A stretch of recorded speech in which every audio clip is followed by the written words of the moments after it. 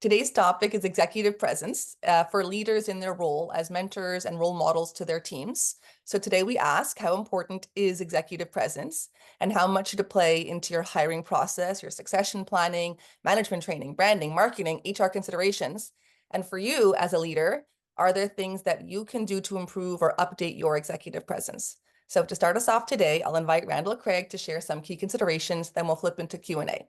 For those here who aren't familiar with Randall, he has founded several successful startups, held a long-time position at a Big Four consulting firm, was a senior executive at an American public company, author of 8 books, in the Speaker Hall of Fame. He's helped over 100 organizations scale and works with me at the Brain Trust Professional Institute, helping organizations grow their businesses. So Randall, from your experience leading and advising organizations, what are the most important things to consider when it comes to talking about executive presence with your team? So I think the first thing, Rania, is to actually ask the question, what the heck does executive presence actually mean? And I'd like to share, almost a two-sided definition. Number one is it's the execution of your personal branding in service of your ability to inspire confidence in others.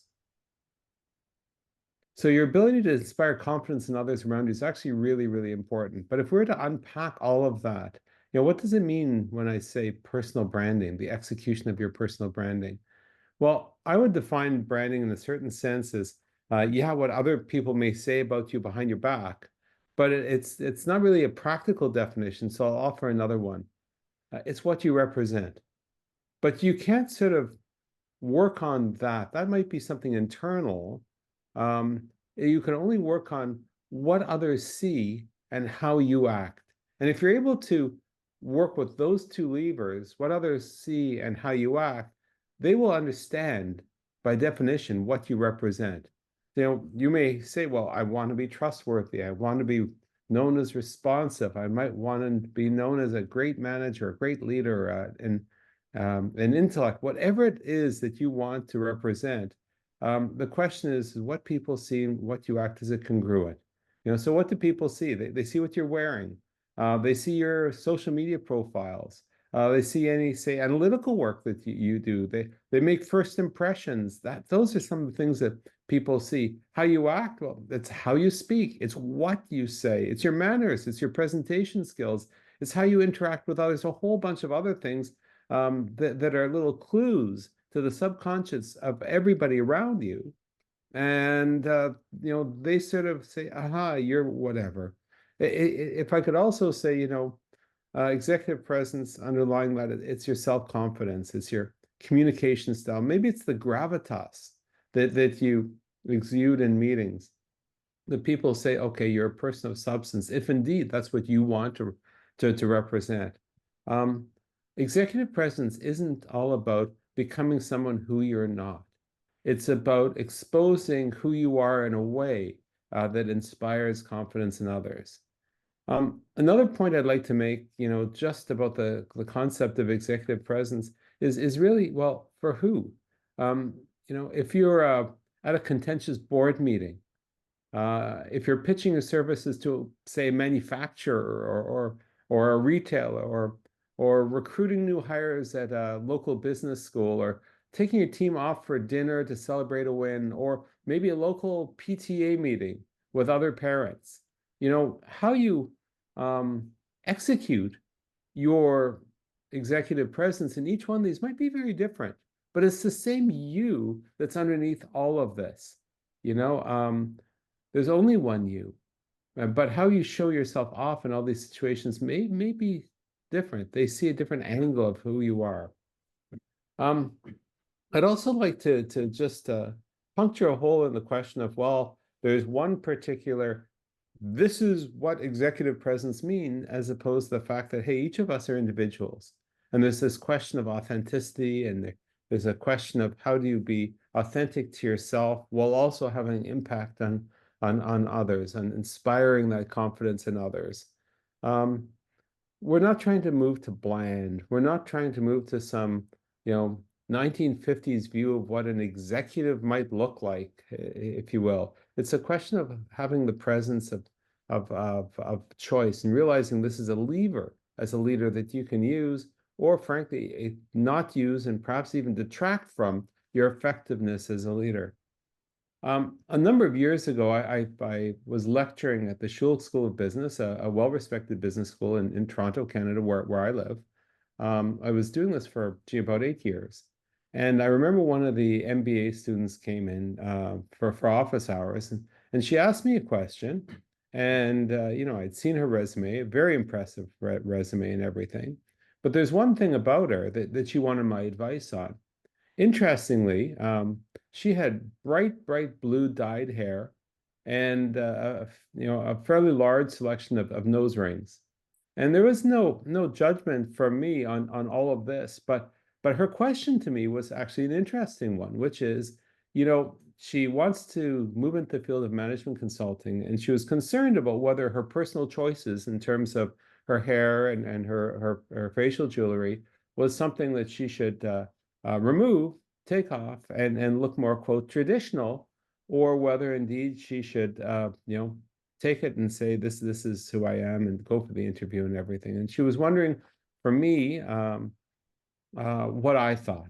And I've interviewed thousands and hired hundreds and hundreds of people in my career and everything beyond just what I was doing at the business school. So I said to her, listen, people are going to take a look at you. And despite the fact that you've got a resume that may have gotten you the interview in the first place, you may be in a situation where people make judgments based on what they see. And if they make judgments that are, gee, I'm concerned, what would this client say? Or gee, I wonder if this person has, other things that are very, very much not the norm, that might not be in, connection with our corporate culture, etc. Gee, I wonder if she's a good fit. So I said, there's a risk with some interviewers who will say, this person probably isn't a good fit, just based on what I'm seeing. And of course that's wrong. Of course you got to delve deeply in everything, but you can't disregard the fact that people have first impressions, right? And people will make judgments one way or the other, for better or worse. And so I said to her, listen, you've got to be true to who you are. If that person who's interviewing you understands who you are and hires you, you'll have the ability to be who you are and therefore be successful as who you are as working for them. If you think that it's important for you to work for an employer that values your individuality and your personal expression of it in terms of your hair and your facial jewelry, um, then that's a good thing. And if the employer doesn't want that, maybe that's not the right employer for you. So you've got to decide, for example, for yourself as to whether the fact that you're distinguishing yourself from this is a net positive. Hey, it's a great filter about who and where I'd be most successful, or whether you're saying, hey, for me, it's not worth it. Um, excuse me, to be a fish swimming upstream in an organization that might not value me. So it was an interesting conversation, and I never found out what she did, but I gave some perspective to her that she hadn't quite considered one way or the other. For her, the question wasn't, gee, should she have blue hair or not? The question really was what's the kind of employer that I want to work with or not, and whether in fact how much am I willing to change to meet the norms of, say, the business world, right? There hasn't been anybody in any of the boards that I've sat on over the years who had quite that blue hair, right? It could be in 10 years or 20 years. There will be. I don't know. But the fact is that that person took the decision, okay, to distinguish themselves, which, by the way, makes somebody quite memorable. It's not, that part's not a bad thing. And because she was exceptionally accomplished in her resume and presumably, her future performance as an employer, somebody who got her would be very lucky. But they would have had to be an employer who actually understood that for her, this was something that was important, and they would have had to encourage it, because many employers might not have. So, the question of individuality, we're not moving everybody to bland. We live in a very diverse society where clients, employees, everybody sort of is their own thing. But the question is, how do you become your own thing with presence? And that's really, really the thing. It's not a question of moving to the bland. So, I've got some more thoughts, Rania, but why don't we just move to questions and we can see where it takes us. So I asked you about executive presence and it rolled off your tongue. You had lots to say. And as you said, you have more to say. Um, People, when you look up executive presence, you read about it, you look up the TED Talks, it's so common that people lead with, executive presence is hard to pin down. It's something hard to describe. It's hard to qualify. Do you think that's true? That it's hard to qualify, or is that something people say to not give you the raise or the promotion that you want? I think when we talk about executive presence, the question is, and if somebody says to you, you need more executive presence, I'd say, please tell me more. And I think that when somebody says it's hard to pin down what executive presence mean, I think it's really more comment on the fact that it can mean a whole bunch of things. So, for example, to a stylist, it might be the kind of clothes you're wearing, and it's all about that.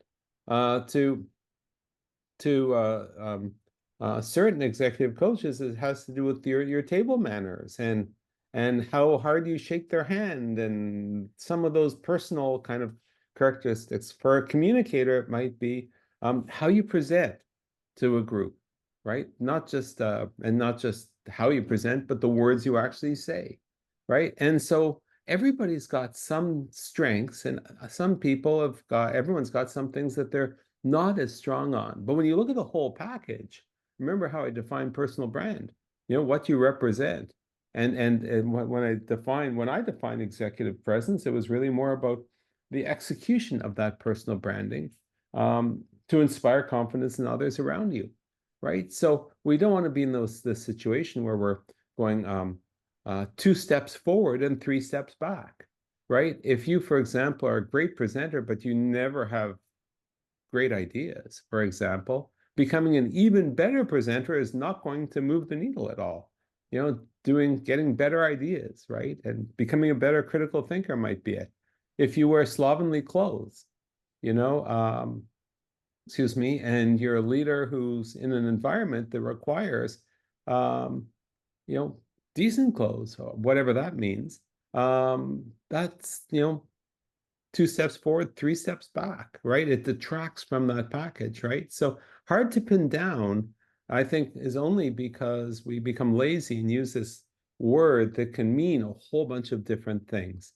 And to develop that gravitas with executive presence means making sure that you've got most of these things locked down and locked down for you in your authentic style. As it stands, to my mind, the ingredients, the factors that make up executive presence do not overlap with perfect boundaries with brilliant output and brilliant results. So, of course, we know that, people who lack charisma or lack skills or lack confidence will be overlooked for opportunities to escalate, the corporate ladder over people who have that charisma and that confidence and those speaking skills, and those leadership skills. Um, but when no employee is perfect and the person with the charisma and the presence and the gravitas is promoted over the person with who produces more output or more loyal or all that good stuff in an employee, like, what do you make of that? Does that speak to how shallow we are, or how important it is that people do want to lead people with those core leadership skills over the output per se? Hmm. So I've also seen leaders who are just terrible pieces of work. They have zero charisma, and they, for some reason, somehow they got promoted into a more and more senior position. I don't know how that happened. Okay, but obviously they had a package of whatever that caused them to be recognized and promoted. Of course, I question a little bit about the corporate culture, okay, that only promotes people who are nasty and have big output, if you will, or the corporate culture that just promotes people with charisma but are really, empty shells. What I would say is this: I think everybody has got a certain degree of potential.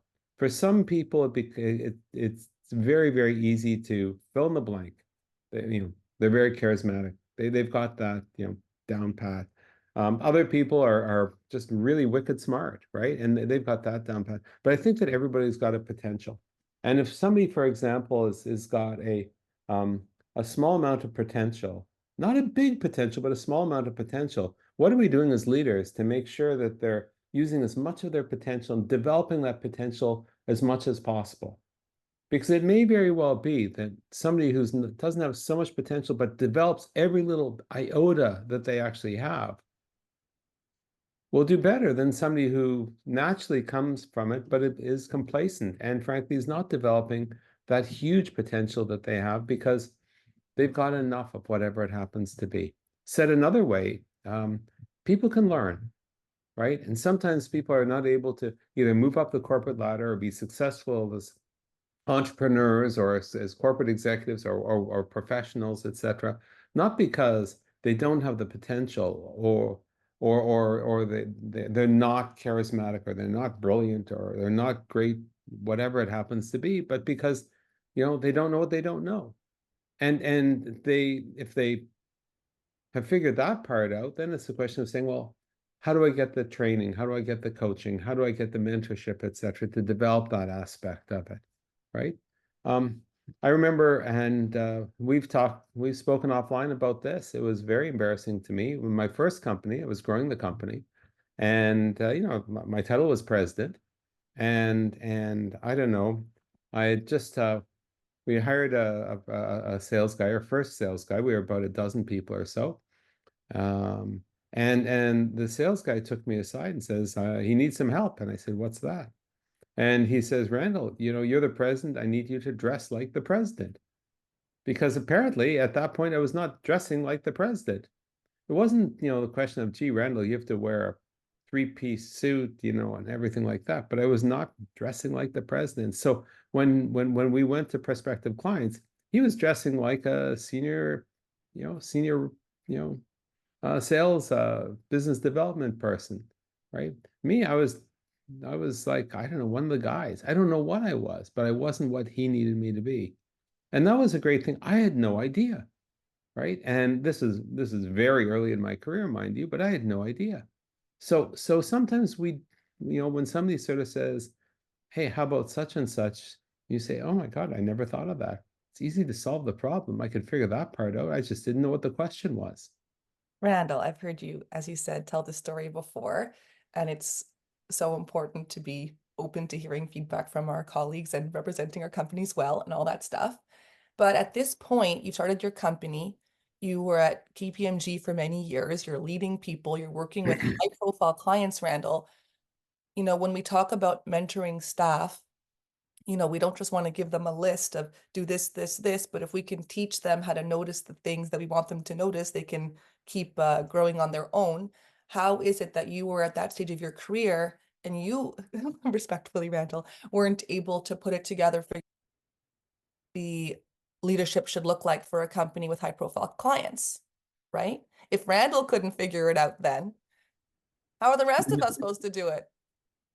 Well, part of my solution, by the way, is to spend a lot of money on coaching for myself because sometimes you can't see yourself in the mirror the way other people can, right? And it's true. The earlier part of my career, I was doing mergers and acquisitions at KPMG. Then I moved into the marketing consulting space, and I eventually became a senior manager there. And you're right, the people I dealt with were very professional, and I was wearing the suits, if you will, etc. But then I became an entrepreneur, right? And I started with a little home office, and there was just me, and eventually moved to a big office, then a bigger office, then a bigger office, right? Um, but for whatever reason, I was so focused on growing the business and doing that I wasn't able to see a number of other things that I really needed to see, right? And when I was able to see those, it was like, duh, why didn't I? Right. So yeah, thank you very much. I did go out. It happened another time, many years later, when I sort of slunk back to the same thing. I was being interviewed by the brilliant Roz Esheroff, who works with CEOs on their personal branding and a few other things, and close. I was interviewing her for a show I was hosting at the time, and after the show, we're chit-chatting. I didn't really know her particularly well, and she says to me, Randall, let's go shopping. And I'm thinking, oh, I don't like shopping. What's she talking about? I said, Roz, what do you mean? She says, I'm just looking at you. And what she did actually is she noticed the difference between, because she had gotten to know me over this particular 1 hour show, she noticed the difference between what I was, what seemed to be what I represented and what she saw. And she thought that I could upgrade my wardrobe to more accurately reflect who I was. Okay, it wasn't be a president, etc., but it was really more a little bit more core. So thank you very much. A few months later, we when she was back in my city, we went shopping and we spent a chunk of money, and I got clothes that were very nice, but more accurately reflected my personality and a whole bunch of other things, right? But even this, as clever as I may be, right? It needed somebody else to say to me, "Hey, listen," and I wish I was all knowing, but on this particular front, I could always use some help. I probably will in the future too. But the fact is, I'm wearing a nice shirt now, right? What can I say? And by the way, I just want to quickly just point out, um, when we're talking about when we're talking about executive presence, okay, clothing is one part of what they see. But there's a whole bunch of other stuff of what they see. There's a whole bunch of other things about how you act in terms of defining what you represent, right? And so I don't want our viewers, listeners to be thinking that, hey, it's all about the clothes. I want to talk about the concept of executive presence versus professionalism. Where do you see these terms overlapping? Where do you see them diverging? Um, do people with executive presence deliver on professionalism or vice versa, or it's not like, where do you see that? Boy, that's a tough question. Executive presence versus professionalism. I think it's kind of like a Venn diagram where there's overlapping circles. And when you think about professionalism, yeah, especially if you're dealing with younger employees, um, sometimes they try and be stuffy and be very dry and no humor and no expression and very cut cut cut cut cut cut and I think maybe eons ago that might have been the definition of professionalism. But I think that when we talk about professionalism, we're talking about some objective standards, of being um, independent and being objective, always speaking truthfully. The idea, for example, of having the client's interests at heart rather than your own. That's kind of the angle of being a professional, right? Highly educated, being an expert in an area, possibly a thought leader, right? All those, treating people in a very um, consistent, I don't want to use the word professional way, but professional way. No, no, a professional would never tell an off-color joke, the idea, or would never speak ill of other people. Like some of those kinds of concepts speak very specifically to the objective standard of, okay, this is what how a professional acts. On the other, delivers on their promises all the time.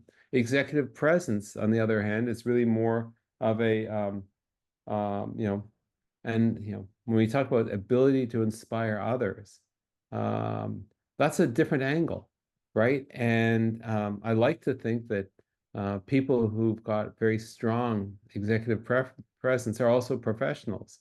And every professional has got a strong executive presence, but neither of those statements are true.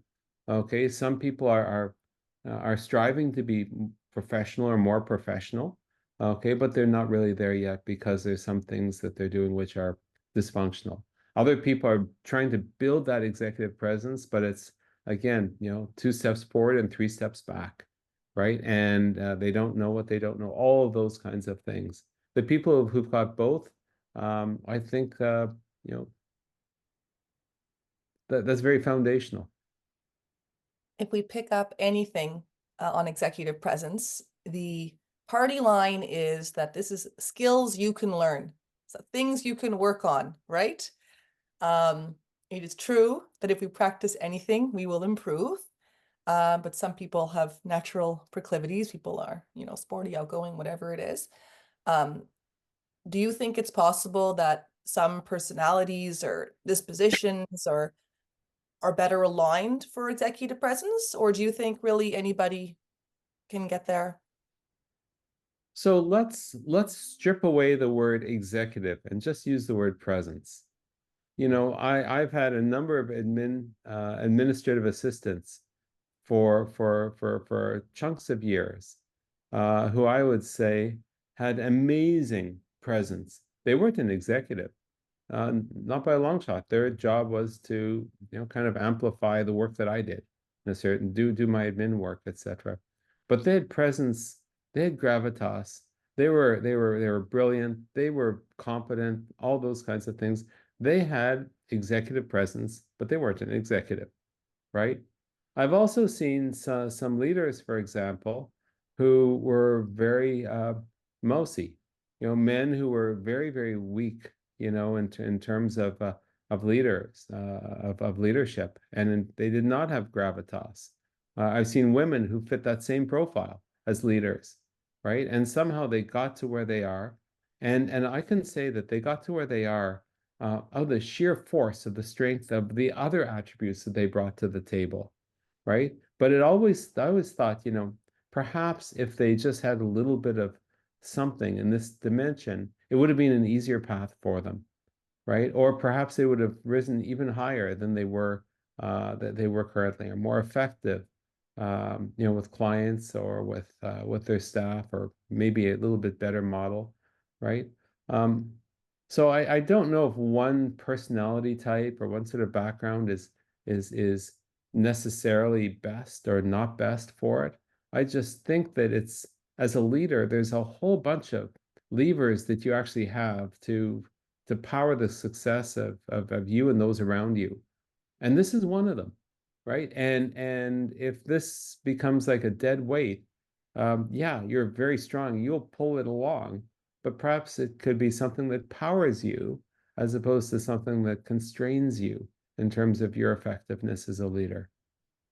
And by the way, I will say this, and you alluded this in your opening comments, Rania. Um, how do we, as leaders, model what we want of those who are underneath us? So imagine you've got a new hire or somebody that you've hired who's not a junior person from another organization. You're modeling a certain behavior, and you're showing by example what it actually means to have that presence, not in a haughty, unapproachable way, but in a way that demonstrates gravitas, but also, you know, lets people look behind the screen and say, okay, this is what you do to develop it. This is how you act on it. Here's some of the things that mean, and I'll use the word professional here. How to be professional as well. Over time, our culture changes, and what's seen as professional or acceptable in the office has changed. Over your career leading organizations and working with, the highest level people in organizations, do you think there's been an evolution in what's perceived as executive presence, or do you think those core skills of influence, those remain, or do you think it's changed? Thankfully, it's changed. Thankfully, it's changed. Um, one of the people I learned a ton from was a when I worked at KPMG years ago. I reported to the national uh, partner in charge of marketing, and she was a woman, and she was incredibly talented. She was a great leader. And the reason why she was in that role was to learn from those of us who are, quote, professional marketers. Um, but I remember talking to her once, and she was describing just how hard it was to become a partner in a national firm like KPMG in her age, earlier on in her career, and that was something. When I joined the Canadian Association of Professional Speakers, I was the Toronto chapter president, etc. One of the things that I noted was that most of the speakers were white, yet in my company, 3/4 of the people in that I hired were basically people of around the world of every um, nationality, faith, skin color, whatever it happened to be. It was like United Nations because we were looking for the best people. And as president of the Canadian Association of Professional Speakers in Toronto, I thought to myself, there's something missing here. Okay, surely there's people of different cultures and races and ethnicities, etc. Now, when I take a look at the Professional Speaking Association, it's representative of almost like of everybody. Everybody, literally, it's a completely different organization. Whether it's gender or race, skin color, what religion, whatever it is, I think that we're moving into an area where the doors that at one point were closed for whatever reason are less and less so. And I think everybody's always had the skills, okay, but they hadn't yet um, had the opportunity to showcase them. And society is a lot more open, thankfully, to this kind of thing. The whole question of merit and allowing people to have a space, I think is very different. So when I think about executive presence today, I don't think about this 19, I don't know, decades ago kind of concept of you have to be this particular thing, whatever it is, to have executive presence. No, we bring our individual authenticity to the table, um, because we can only be who we are. And I think that these are fantastic changes. In these times, many leaders and HR directors say they find it very hard to give feedback to employees and avoid doing it. They say it's an HR nightmare. Your examples of change how you dress are cute, but that would be very hard to deliver. To hear it from a friend or a peer or someone interviewing is different than hearing it from inside the organization. Um, for yourself, do you find yourself avoiding giving feedback to employees like within an organization? And what do you think leaders should do to mentor up their teams? So there's, oh my God, there's so much in that question. Okay. Um, on one hand, I think it's always challenging for a leader to give feedback, but how do you expect your team members to grow unless you're actually able to do it? I think there's a difference between feedback about that's retrospective. You screwed up. You're a terrible person. Oh, you're never gonna, like that's not constructive feedback. Okay, feedback that has a coaching component too, that's got a plan for forward where people are able to learn. I think that's the kind of feedback. So that's one part of, unpacking the question that you just asked. Second part of it is this. There's only so much time that any particular manager or leader has for each of their staff members. You've got your own job, which yes includes managing, leading, mentoring, etc., all of these people, but you've got other things. You've got to manage up, you've got to manage outwards, you've got to manage your peers, and you've got to actually get your own stuff done as well. So there's a lot on your plate. um, Next point, you might not have all the answers. You might think that something is not right, but you might not know how to fix it yourself. And final point, which is this, it's not only your job as a leader to quote, give feedback on stuff that you might or might not know an awful lot about in terms of fixing the problem or coming up with suggestions, etc. This is where training comes in. Okay, it's a lot easier, for example, if you're going to, for example, train people on executive presence, or for high potential people or certain leaders give executive presence coaching for those particular ones. Well, guess what? The person who's actually doing the coaching or the training might know an awful lot more than you.